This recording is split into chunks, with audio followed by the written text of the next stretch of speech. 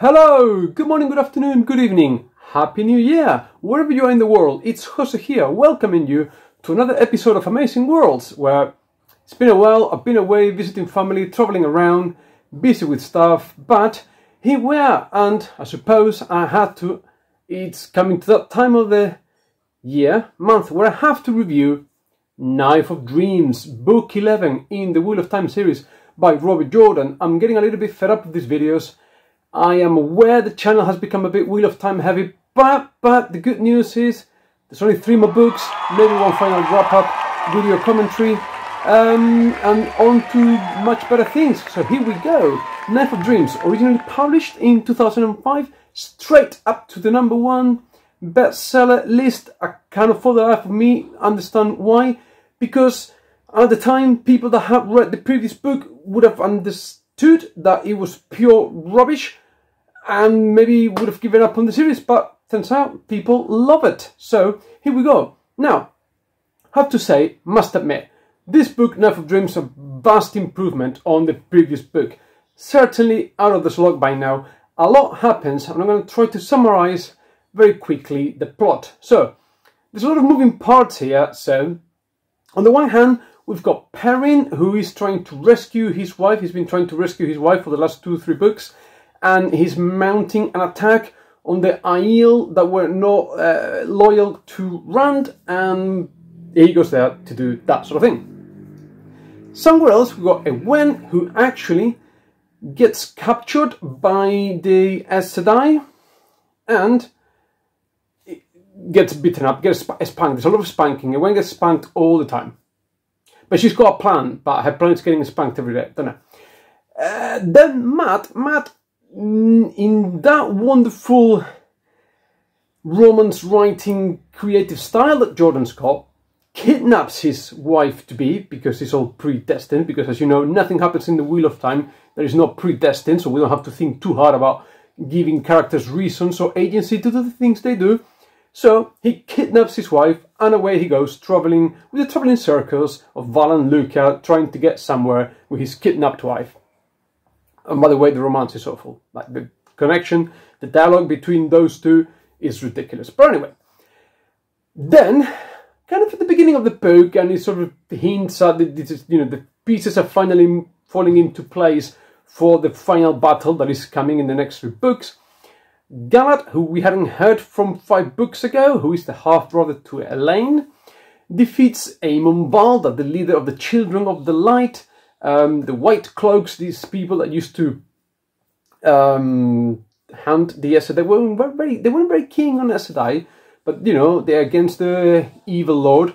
So, very convenient that Galad, who is kind of, yeah, he's a trained soldier, but he's not a master fighter. But anyway, he challenges the leader of the Children of the Light. Guess what? He wins. He quite conveniently wins. And as tradition dictates, when you betray your leader, you become the new leader. The king is dead. Long live the new king. So he becomes the new Children of the Light leader, which is quite convenient, because then his half-sister eventually is going to fight the evil lord, so he's going to support her, and it's all cool. It's all going to be quite handy later on, I'm guessing. Then we have a strange ending here. This is a bit mysterious, a bit kind of not cliffhanger-ish, but what's happening here?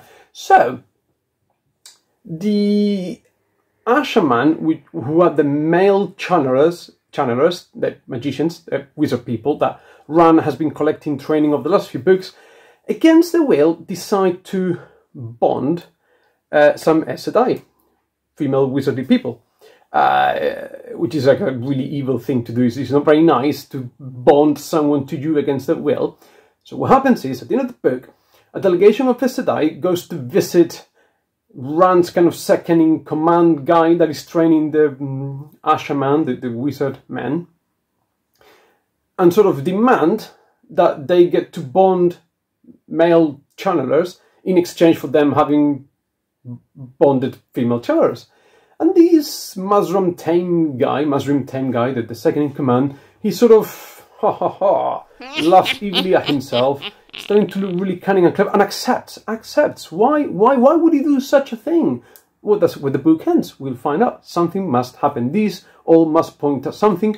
But I wouldn't put it past Robert Jordan to actually not mean anything at all, and do not have any reasons revealed, because we haven't needed them in the last 11 books. Why would we need them in the last 3, right? Now, so I've said all of that. I'm not enjoying the series, but this is just me being stubborn. I've only got 3 more books to go, so I'm going to go through. I've got the next book here, which I will start maybe in a week or so. But I've ordered the next 2. Obviously, live in Spain, they have to be imported. I ordered them over a month ago, they still haven't arrived. So I don't know, I'm hoping that by January, at some point in January, they will arrive. I may have to take a forced break in my Wheel of Time reading. But anyway, so like I said, I'm not really enjoying it. But I'm going through it, and this book was a vast improvement. Don't get me wrong, it was a vast improvement. It was okay. Okay, I could say. Overall, the overriding feeling is that I wish kind of all of these had happened 3 books ago. It could have happened 3 books ago. The series is so fat. It's so overweight. It's so overloaded that for me, I've lost interest in it.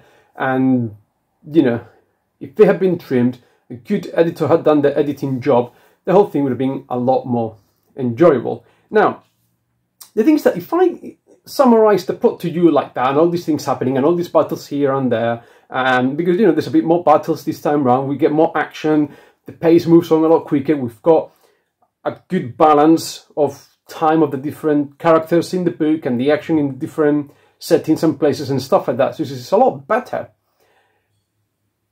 But my issue with this book is the how versus the what. The what sounds good. It's the how that bothers me. It's the how Robert Jordan constructs the story and tells you and gets you places from here to there. So basically, here we go. I've theorized before Jordan must have had some sort of paraphilia about spanking, because there is a moment in the book where, literally, Matt gets tired of a couple of wizard women, Aes Sedai, you know, throwing dicks at him, being nasty to him, and he literally takes one of them across his lap and proceeds to spank her. Give it a good old spanking, 50 Shades of Matt. What is going on here? It is a ridiculous thing. The thing is so ridiculous that it did, for me, it's a really bit like, what? Like, things like that take me out of the story and can nullify a lot of the previous work, because it's a really stupid thing. And there are other wizardy women are looking that, well, Matt is, you know.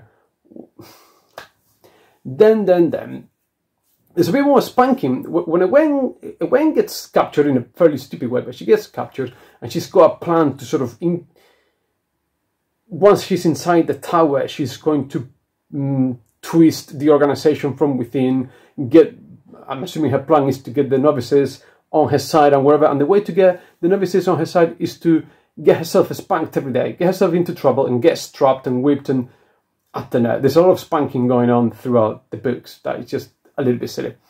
I mentioned before, Jordan cannot write romance. The romance between Tuon and Matt is ridiculous. It is ridiculous. Like, they spend the whole, Matt spends the whole time being a simp, basically. Tuon spends the whole time throwing dicks at him and calling him, demeaning him. And then she decides to marry him. Later in the book, just like that. Yes, I'll marry you after I've spent the whole time poking fun at you. That's what happens. And then there was some minor, I thought, internal inconsistencies in the series. So, quite a few books ago, I think it was around book 4, book 5, whatever, the first time we were introduced to the traveling circus of Val and Luca, the showmaster, this guy declared his undying love for Nynaeve because he had really bad taste in women. But anyway, can be forgiven, we've all been there, done that. But in this book, we discovered that Val and Luca is married.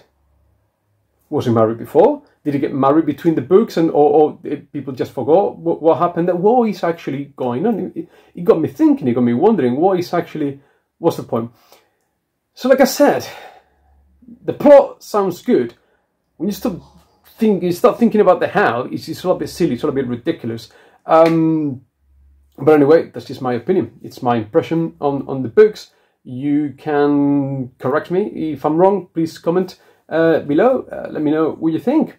So yeah, this is all I've got for today on the Wheel of Time, which I'm hoping to not do another video for another month or so. I want to spread out my reading interests, which I'm already doing. I've started reading another book, which I'm quite enjoying. And on a completely different note, totally off the books thing, I went out 1st of January, today, New Year's resolution. I went out for a run this morning. It's the first run I've done since the 9th of September, so I'm quite sore. It was a short one, but I'm hoping to get back in a decent modicum of shape that I was before, and try again a few races now that the whole running scene is happening again during the pandemic, post-pandemic, I don't know, who cares? Anyway, as usual, I'm ever so grateful for taking your time to watch, subscribe, like, dislike, giving me your time. So I'm very appreciative.